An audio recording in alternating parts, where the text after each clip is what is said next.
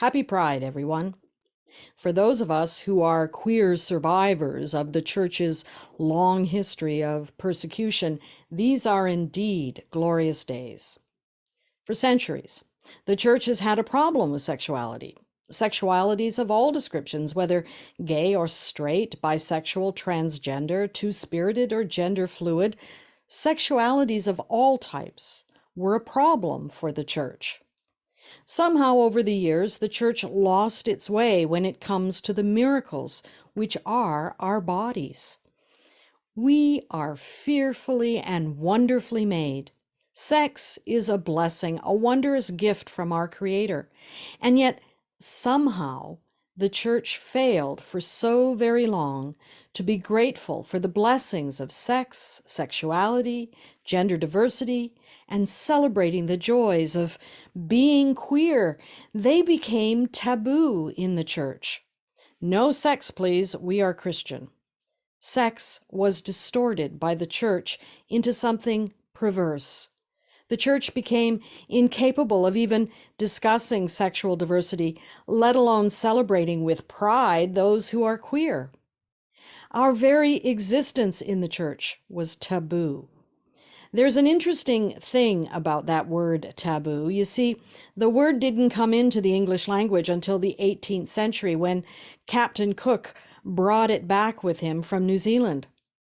Our word taboo comes from the Maori tapu, which actually means sacred, holy, to be revered, handed down with reverence.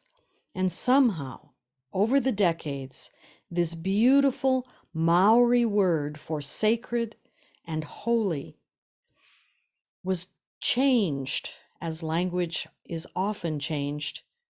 This word was changed into a perverse word, which means unspeakable, or worse yet, untouchable.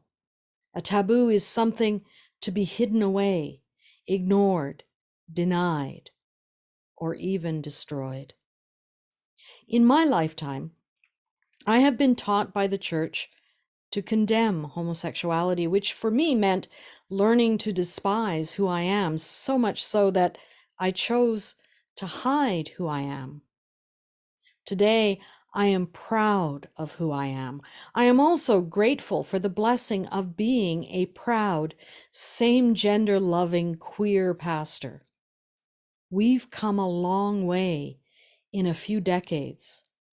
Pride celebrations give us an opportunity to remember where we have been, look at where we are, and to discover hope for the future, for the journey that we are on, this journey of equality and inclusion, which we hope will become a reality for more and more of our LGBTQI2S plus sisters and brothers all over creation.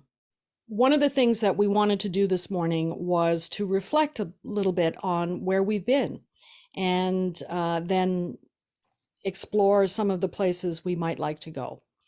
So I was wondering if the members of the worship team would be willing to share with me some of their experiences with queer folk. And so I invited them to join me this morning, and we're just going to have a conversation and invite you to eavesdrop on our conversation about where we have been. So if someone is willing to start by giving us a little clue into some of your experiences with LGBTQ folk.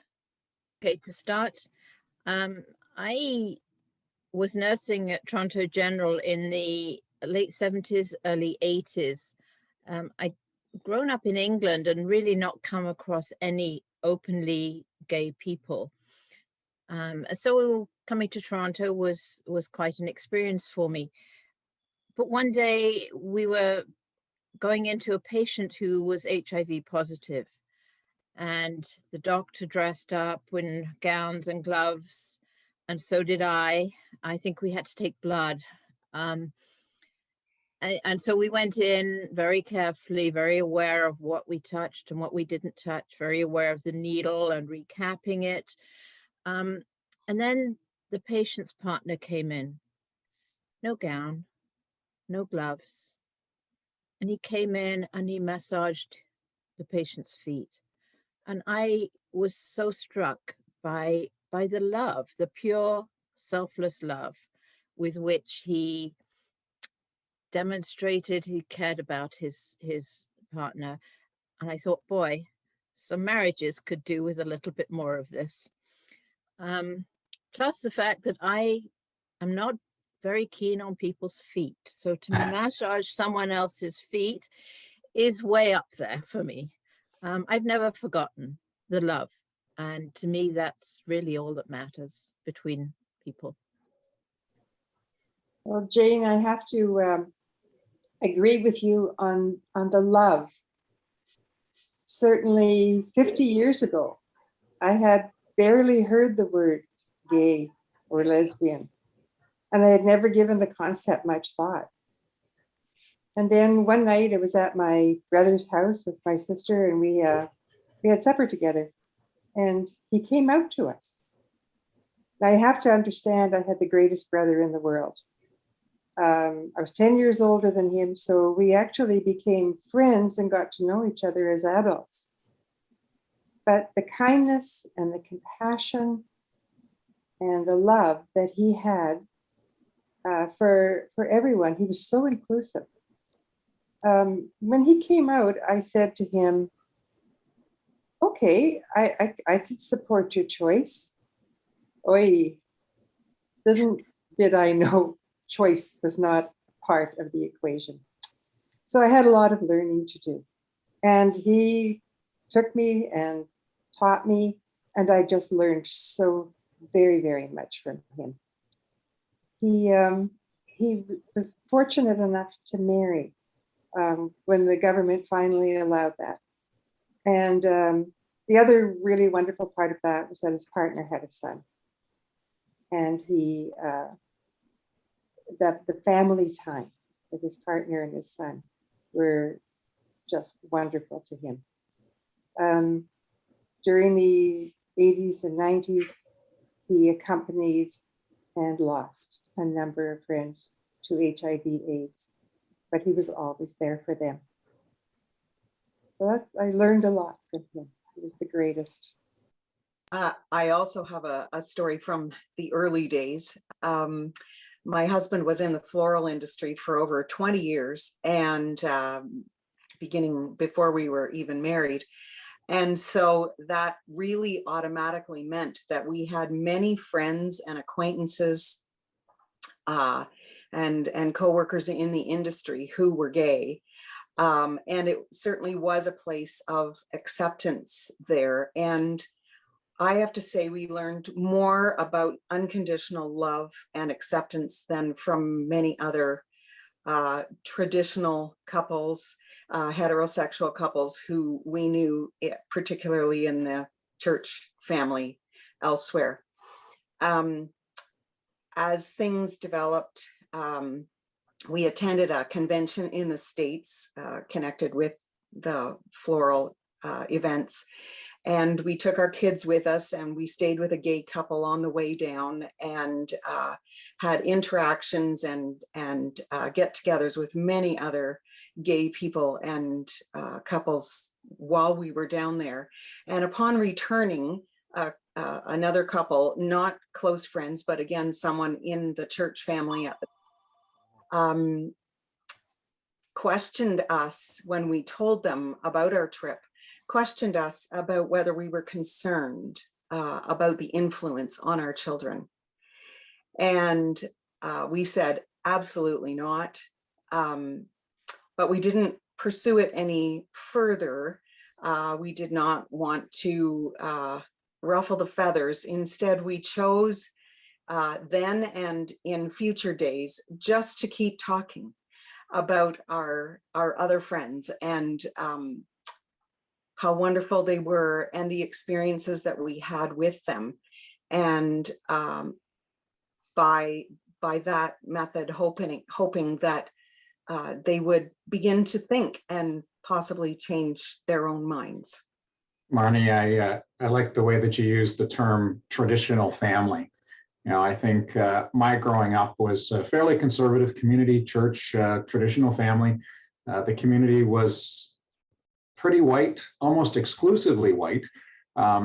So to see someone else that was a different color, let alone question whether they had a different type of family system, was very unfamiliar for me.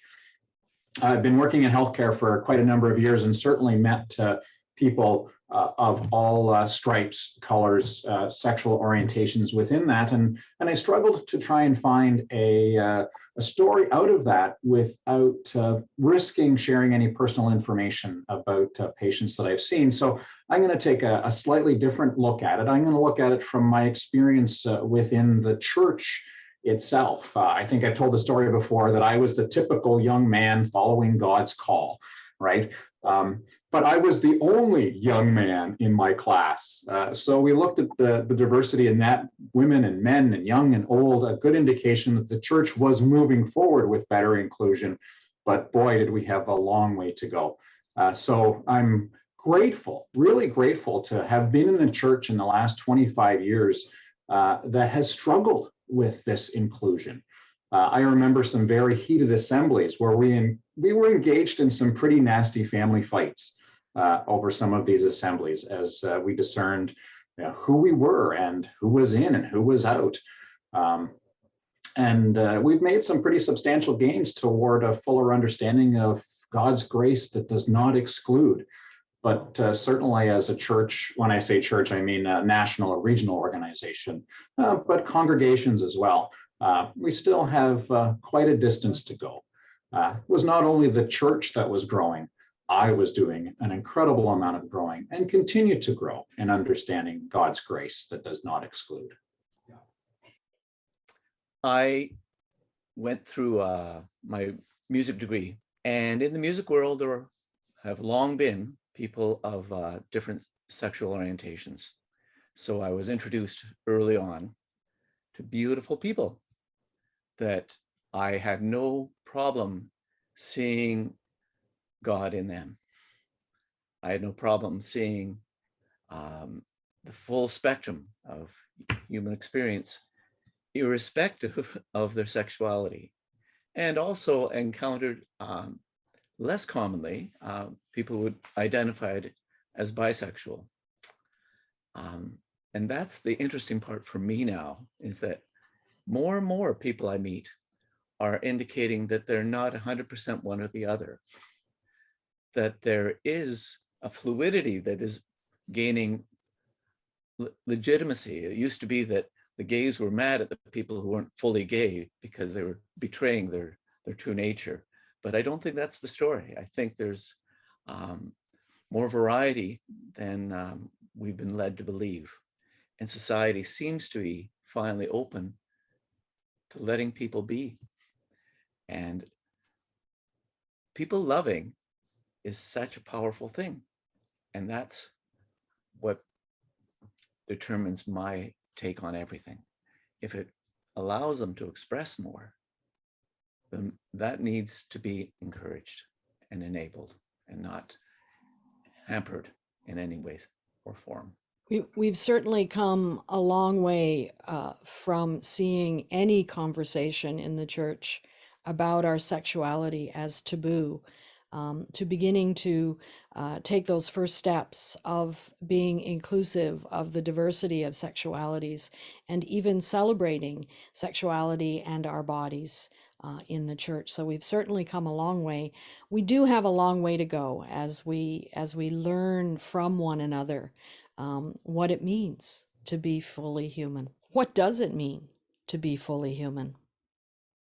Those of us who aspire to follow Jesus, we have this sacred story which will be read in churches all over the world this week. It is the story of a woman whose humanity, particularly the female attributes of her humanity, cast her beyond inclusion in society. As the story goes, this unnamed woman fell prey to her society's fears, Fears and taboos, they go hand in hand. And the only way that I know of overcoming fears and taboos is love. The healing power of love is the way in which love draws us into intimacy. Taboos cannot survive intimacy. The unnamed woman in our story walked up to Jesus and she touched the hem of his garment. This woman would have been oppressed by the social norms of her day, so much so that we could say that she herself was a living, walking, touching taboo. Our Jewish ancestors believed that blood contains the sacred power of new life. We are only now beginning to discover that our Jewish foremothers were accustomed to setting themselves apart during their periods. This was a sacred time for women, a time to forego their regular chores and hardships, a time to contemplate the sacredness of life.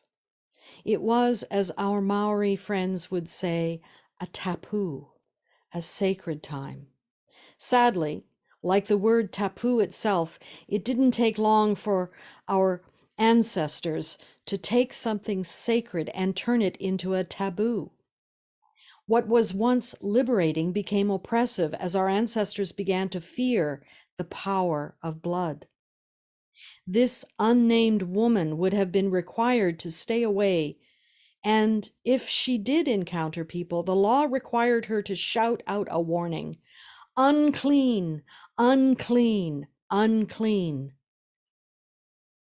In the desert heat, I expect that the smell alone would have alerted Jesus to the reality that the person who touched him was indeed a bleeding woman. When the woman fell at Jesus' feet, she was trembling with fear.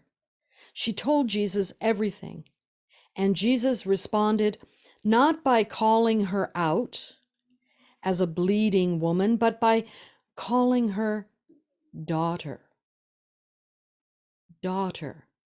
No longer an outcast, but a daughter, a member of the family, kin, a child, beloved. In my sacred imagination, I like to imagine the anonymous gospel storytellers told this story in a kind of male muddled order. To hear them tell it, the woman was healed before she told her story. I believe that the woman was made whole after Jesus listened to the woman and heard her tell her own story. Frightened and trembling, the unnamed woman fell at Jesus' feet and told him the whole truth of who she was. My daughter, Jesus said, my daughter, your faith has made you whole. Go in peace.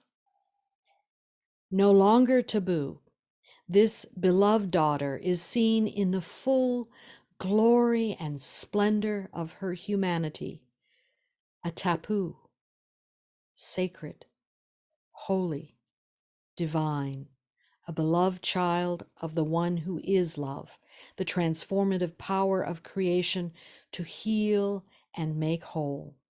So today, let us all celebrate this love, which has brought those of us who are queer all the way from being taboo in the church to being celebrated in the church with pride as tapu, sacred, holy, beloved daughters, sons, gender fluid, queer loving beings. May the love which is the divine mystery breathe in, with, through, and beyond each and every one of us, for we are beloved children of the Holy One. Happy Pride, everyone.